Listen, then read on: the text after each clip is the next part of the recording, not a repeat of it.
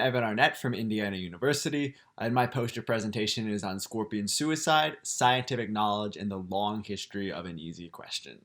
Well, let's start with scorpion suicide. What is this? So this is a purported phenomenon that when surrounded by fire or a circle of coals, scorpions, rather than face the flame, will choose to sting themselves to death. It was made particularly famous by Byron in his poem The Giaour, in which he described a scorpion engaged in precisely this practice. Now, the story goes back several hundred years, and interestingly, it's not perhaps best characterized as a folk tale, but as an aspect of kind of a naturalistic tradition.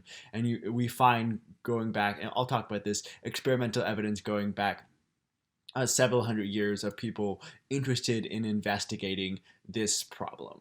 So the earliest source I can find for this is in fact from a travelogue by a Dutch explorer, Johan Neuhoff.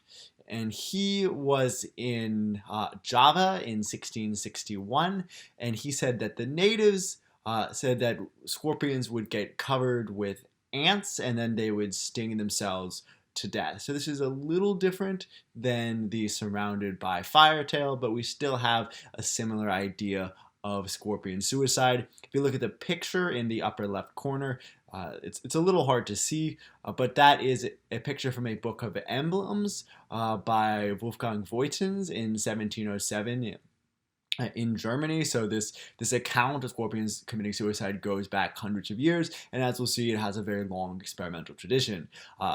Some of the earliest experiments I can find that are really clear-cut experiments are by Maupertuis in 1731. So he was interested in actually broader questions about the scorpions, particularly in the generation of the scorpions. And if you look at the older tradition, that's kind of the older naturalistic tradition, there were accounts of scorpions being generated from dead crabs or being generated from basil pounded between rocks.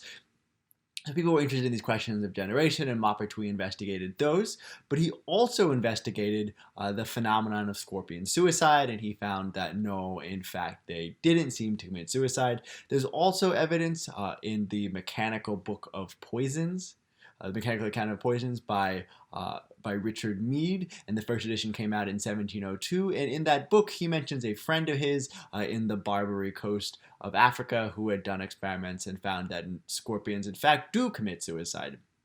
I think some of this investigation is particularly interesting, this very early 1702 investigation by British sources, because if you look at the map in the bottom left, you'll see that there, in fact, aren't a lot of scorpions in Britain.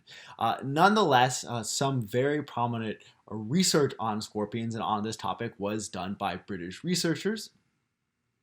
So there is also a bit of a French tradition, and at least according to later French etymologists, there was continued investigation throughout the 1700s in France after Maupertuis' investigations, but I can't find primary sources of this investigation. I can just find French etymologists in the 1800s referring to one or two people, but I can't find the primary sources of this investigation.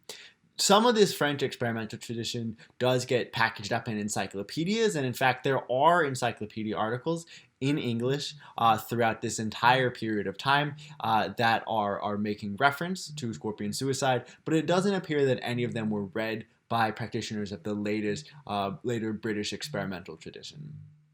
The kind of great burst of British experimental tradition comes in the late 1800s, and it goes hand in hand with British colonialism. So you have British scientists who find themselves in new places. They're in South Africa, they're in India, they're in the Americas, they're in all these places, and as they have exposure to scorpions, they're interested in seeing whether or not the little critters will kill themselves if they surround them with a circle of fire. This experimental tradition is also tied in with networks of correspondence and investigation. So the Royal Mail is involved, and the growth of international journals. Nature magazine in particular serves as a kind of global hub for people going back and forth on this question of scorpion suicide. And I wanted to explicitly go over one of these back and forths in Nature magazine just because it's interesting and illustrative for our purposes. So in 1879, an F. Gilman writes in from Spain to report, quote, "The self-destruction of the scorpion when hard pressed is unquestionable. I have on several occasions invited skeptics to witness the tragedy in this part of Europe." And what Gilman does is places scorpions within a circle of coal and sees if they sting themselves to death.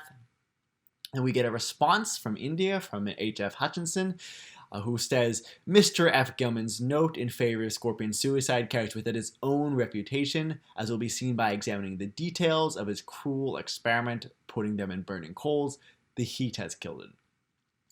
And then the rebuttal: "I now confirm the statement and submit that if Dr. Hutchinson's paternal solicitude for his scorpions, which, feeling mine to respect, prevents him from making such cruel tests, he should be content to doubt and not pit unsound inference against tangible evidence." So we get this kind of back and forth about whether this happens. This is not the only account, although it's characteristic in a lot of ways. Obviously, these are excerpted quotes, but I want to be clear that these aren't excerpted quotes from detailed experimental accounts. The experiments are quite short, often of the nature: I put the scorpions in the coal. Maybe they measured the temperature on the inside of the coal to make sure it wasn't just going to like absolutely crisp up the scorpion immediately. So some basic stuff, but not detailed experimental reports.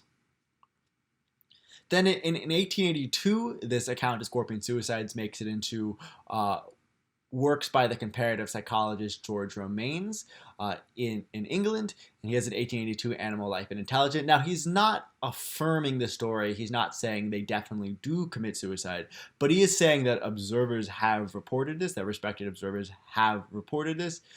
And he mentions it in particular in the context of evolutionary theory, where he's very interested in the implications of a self-destructive instinct. After this, there becomes even more detailed experimental responses, one by the soon-to-be comparative psychologist Conway Lloyd Morgan, who later becomes famous for Morgan's canon, this method of a practice of interpretation for animal behavior. But at this point, he's teaching at a small college in South Africa, and he has access to a bunch of scorpions, so he decides to essentially torture scorpions in a bunch of different ways to see if they then commit suicide. And this when published, is a much more detailed experimental account of the investigation of scorpion suicide. And there's an even more detailed one in 1887 by Alfred Bourne, who is teaching at Madras, India.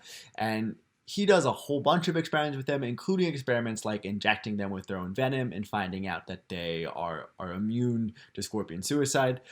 Pretty much by early 1900s, at least for this kind of small coterie of British researchers, the question has been resolved. Nonetheless, it's also enduring in other aspects. So it resolves in this group of researchers, but it remains widespread in non-academic contexts. So even if you look on the internet now, you can find accounts of this on Reddit. You can find YouTube videos purporting to show it. You can see it mentioned on pet owners' forums. It's also cited in some academic contexts. So I've seen the alleged self-sting and alleged scorpion suicide cited by medical doctors, by an Iranian medical doctor. I've seen it cited in animal studies literature. I've seen it cited in literature on suicidality. So it's still there in certain contexts, and it exists also as a motif, if not a fact, at least by etymologists. So in the one sense, the question was largely resolved in a local and kind of specialized community, but in other communities and in other ways, the idea of scorpion suicide and the question of scorpion suicide lives on. All right, what do I think we can get out of this question? So I think we can get two major philosophical points and then a methodological point.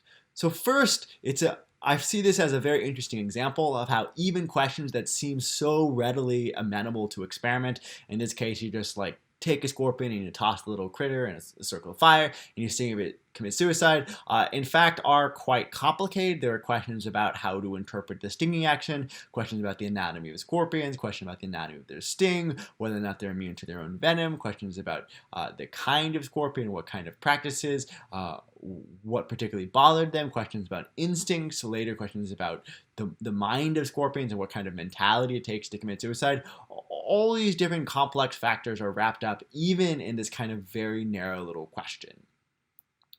So there's that. Second, I think there's issues of the communities for which questions are resolved. And this is a feature that has been intended to, particularly by sociologists of science, and the idea that facts travel through social networks that have certain kinds of receptivity to those facts. But this is a question I think that philosophers of science could pay a lot more attention to, because it really highlights the relevance of material factors like where there happen to be British colonies, and questions of distribution, like who's involved in these trades of evidence for how and where scientific questions get resolved. And finally, in terms of a methodological point, I would like to put forward these small kind of tractable historical examples in which you can track a relatively narrow question over a very long period of time as a good way to illustrate the dynamics of scientific knowledge and scientific change.